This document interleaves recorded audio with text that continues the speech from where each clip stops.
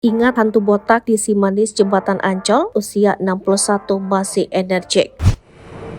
Kabar Ozzy Syaputra, hantu botak di si manis Jembatan Ancol, kini makin energik di usia 61 tahun disebut awet muda. Si manis Jembatan Ancol menjadi salah satu film horor yang cukup terkenal di kalangan masyarakat Indonesia. Sinetron yang ditayangkan pertama kali pada 1998 di Indosiar tersebut dibintangi oleh Kiki Fatmala yang berperan sebagai Maryam. Tak cuma Kiki Fatmala, salah satu pemeran yang juga mencuri perhatian adalah Ozzy Syaputra. Ya, Ozzy Syaputra dikenal setelah membintangi film Si Manis Jembatan Ancol. Sejak itu, karir Ozzy melejit banyak mendapatkan tawaran main sinetron dan film. Lama tak terdengar kabarnya, gaya Ozzy Syaputra kini jadi sorotan. Seperti apakah? Jika melihat soal penampilan, Ozzy terbilang masih seperti dulu. Dia tetap setia dengan mempertahankan kepala plontosnya dan memakai make up. Ozzy menonjolkan riasan pada bagian mata dan alis tebal yang menjadi ciri khasnya dulu. Postur tubuhnya juga tidak berubah. Bahkan banyak yang bilang dia cukup awet muda. Saat ini, Ozzy sudah berusia 61 tahun. Ozzy saat ini aktif dalam kegiatan sosial. Dia juga disibukkan dengan membuat konten YouTube dengan nama Ozzy Syaputra. Tak hanya itu, Ozzy juga masih aktif menjadi presenter di berbagai acara televisi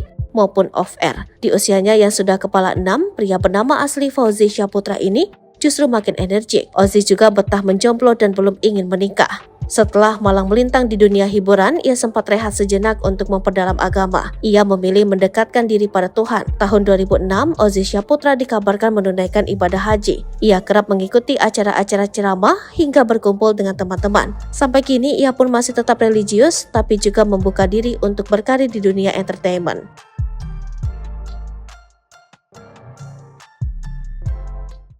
Download Tribun X sekarang, menghadirkan lokal menjadi Indonesia.